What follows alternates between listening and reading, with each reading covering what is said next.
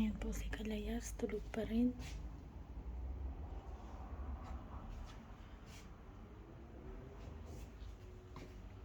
Time check po tayo. 10:59, mag-11. Hindi po ito nakatulog ng ayos. Nakuha ng cellphone kagabi.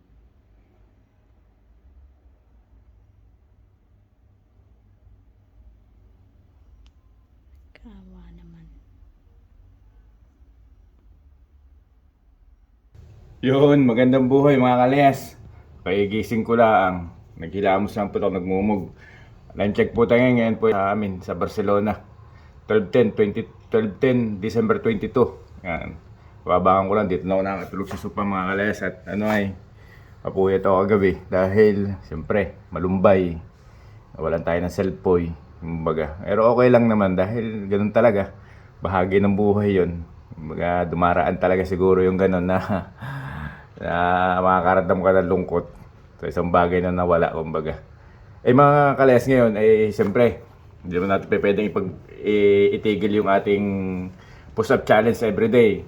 Kahit tayo medyo malumbay, gagawa pa rin tayo ng ating pang-araw-araw na challenge. Kasi 100 days yun Kinakailangan ko kalayas tapusin ang aking sinimulan. Kaya, samahan nyo mga kalayas, gagawa tayo ng per set up ngayong December 22 ng 100 push-up challenge everyday. Ayan. Okay mga kalayas, time check tayo. 12:14 PM dito sa amin. Lagi na lang ako mali-mali. Talagang okupadong utak ko Mga kalayas, gawa tayo ng per set up ngayong umaga. December 22 mga kalayas. December 22. Sunday.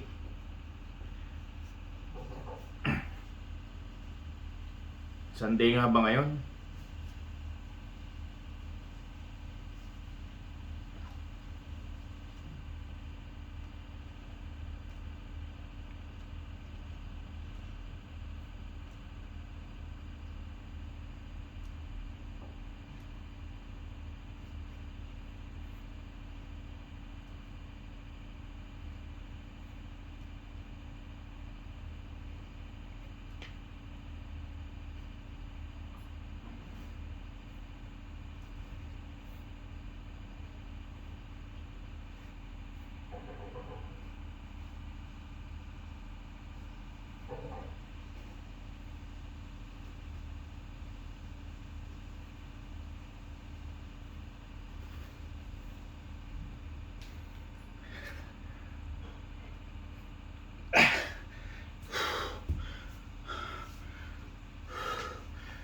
Puyat.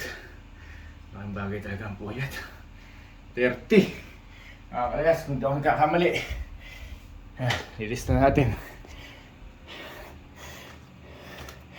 Bagong lista na naman to. December 22. 30. Yan. Per set natin mga kalayas. May alin natin. Punta tayo sa kusina, nagluluto si Miss ng ulam.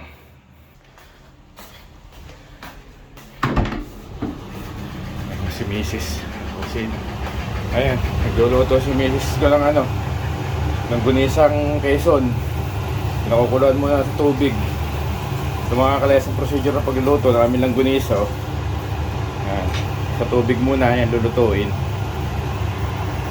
Mga kalayas, papakita ko sa inyo yung unit na nawala sa aking gabi. Ayan, ito yung aking mga collection ng cellphone Ayan Ito. Tapos ito yung gamit ko ngayon. Ito yung gamit ko ngayon. Ito pagbablog. Ito ngayon. Tapos ito yung nawala. Ayan yung latest kong cellphone ngayon. Yung S23 Ultra. Yan yung naagaw ko gabi mga kalayas. Ito naman yung gamit ni Mrs. ngayon. Tapos ito nasaan ako ngayon. Tapos ito yung gamit ko pagbablog. Tapos ito naman naka-stock. At saka yung isang iPhone na yun naka-stock. Dahil mga matatagal na yun. Matagal na unit na mga kalayas. Kaya hindi naman problema yung mga gamitin ko sa cellphone. Kaya lang yung quality ng camera ng video, yun lang ang maiiba.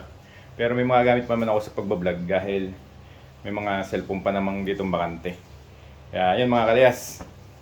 Talagang malungkot Dahil syempre, bukod sa medyo may presyo yung cellphone, napamahal na rin sa atin yung gamit. Dahil araw-araw natin daladala, araw-araw natin ginagamit. Kaya yun. May mga kalayas, set ulit tayo ng set number 2. Samahan niyo ako. Okay mga kalayas, set number 2 tayo. Set number 2. Medyo hindi ko naisagad mga kalayas doon sa minimum natin na 32 ang push-up dahil lambot ako. Ewan ko, siguro gawa ng stress. Nakaka-stress din kasi pala, nakaka-stress din pala mga kalayas mo ang agawan ng cellphone. Ito, last set number 2.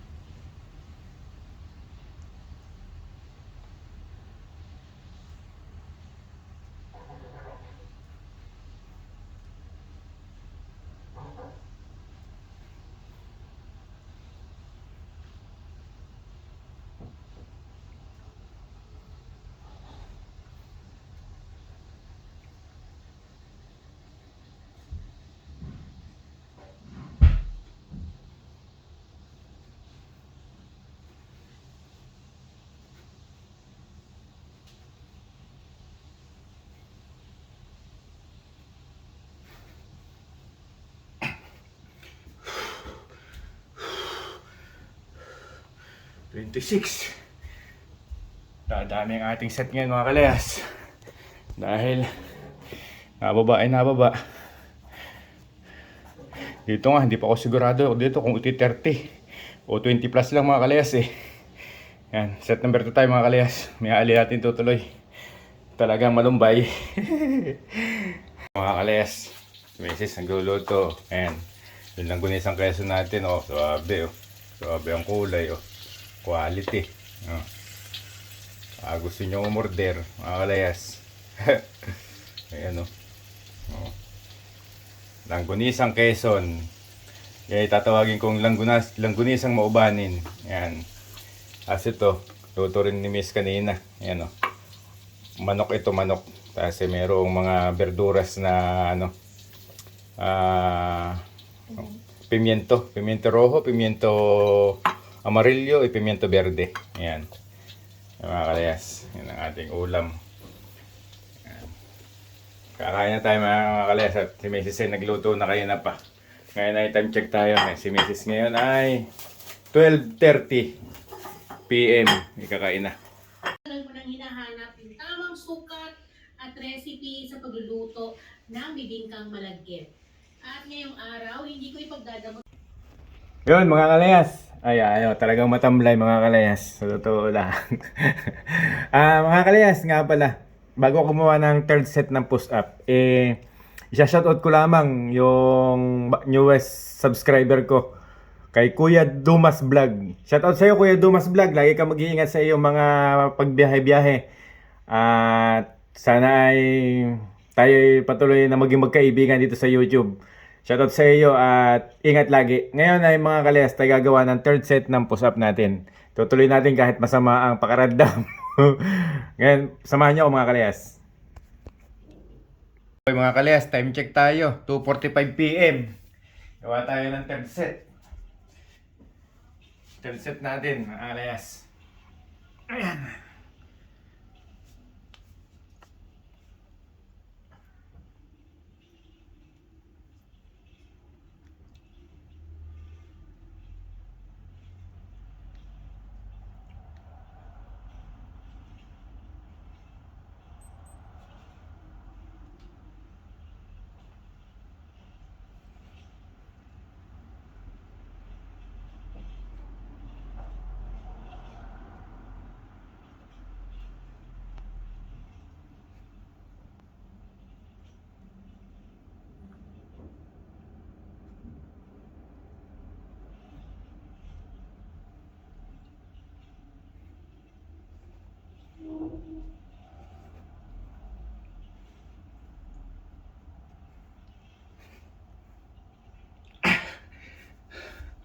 Okay, mga kalayas, 30. Kung hindi ako nagkakamali, masakit ang aking mga hita.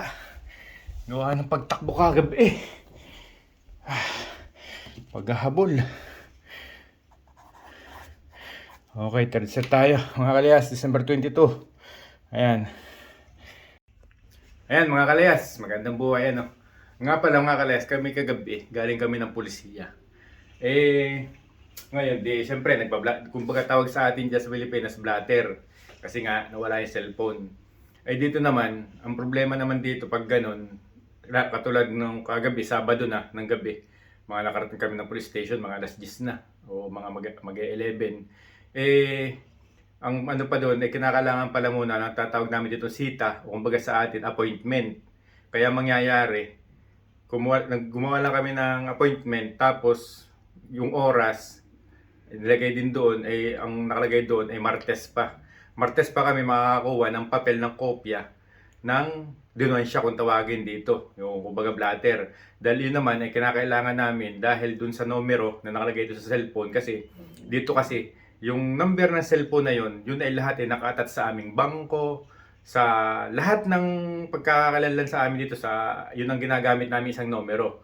Kaya kinakailangan namin ipablock yun, tapos pag na-block na yun, ipapadala namin, pag nakakuha kami ng denunsya, ipapadala namin sa kumpanya nung aming kumpanya ng telepono para ma-block yung number na yon. Tapos pag na-block na yon, kukuha ako ng bagong numero, pero pwedeng yun aling number na yon ang gagamitin ko. Kumbaga. Kaya ang importante lang ay yung manggagaling sa pulis na sa katunayan na kami ay nanakawan ng cellphone. Ang problema, sa Martes pa. Martes pa kami babalik ng polisiya. Kaya i-update ko kayo sa Martes kung anong mangyayari doon sa aming pagpapablatter sa nawawalang cellphone mga kalayas. Kalayas, welcome tayo sa kusina ni Elias. Ito yung asawa ko, gumagawa siya ng kasaba cake. Ayan, kumbaga sa amin sa Quezon na ito'y budin. Ayan, ayan. Yan ay kasaba. Niyadjut niya kaya. Hindi ko lang na-videohan na ginagawa ng asawa ko. Yun ay pinaghirapan ng asawa ko. Budin, kaya dyan budin na. Papakita ko sa inyo pag naluto na. Ayan. Ito mga kalayas, oh. Ito na ang status ng ginagawa ni misis ko. Ayan. Isang smell naman dyan. Ayan. Auto din. Ito yung pantoppings natin mga kalayas. Pantoppings pala niyan. Nakikita natin na yan. Oh. Talaga nakikisingit lang sa vlog ay gusto pang angkahin. Hindi man ako naghihirap. Ito yung pantoppings daw niya mga kalayas. Tapos yung kanyang kasaba cake ay nandito dito. Ayan. Ayan oh. Nasa orno. Orno ang tawag namin dito mga kalayas. Ano bang tawag sa atin dito sa Pilipinas? Oven. Oven. Dito sa amin orno. Ayan. Mamaya pagluto na yung mga kalayas ay papakita ko sa inyo yung finished product na nagawa ng aking asawa. Ayan. Kaya hindi ko mahiwala yan ay. Talagang masarap magluto. Mga kalayas, time check tayo, 7:37 PM dito sa amin mga kalayas. Gagawin na natin ng ang ating last set. Medyo napaidip na ata. Lagi para ako mga kalayas, ako antok na antok. Siguro ako malungkot, kaya ganito. Gawin natin mga kalayas ng last set. Yung set number 4 natin mga kalayas. Okay mga kalayas, set number 4 tayo.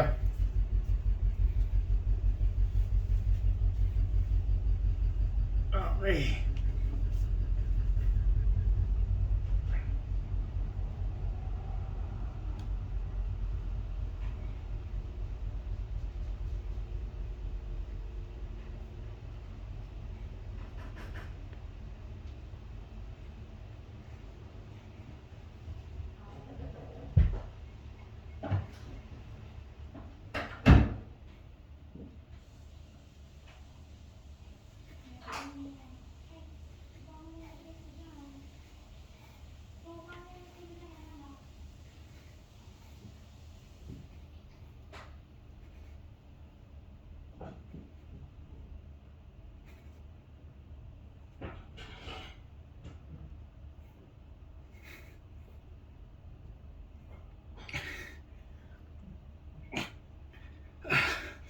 Okay, 30.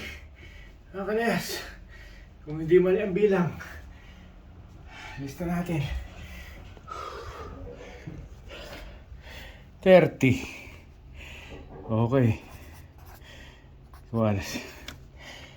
30, 30, 90. 90 plus 26. 116.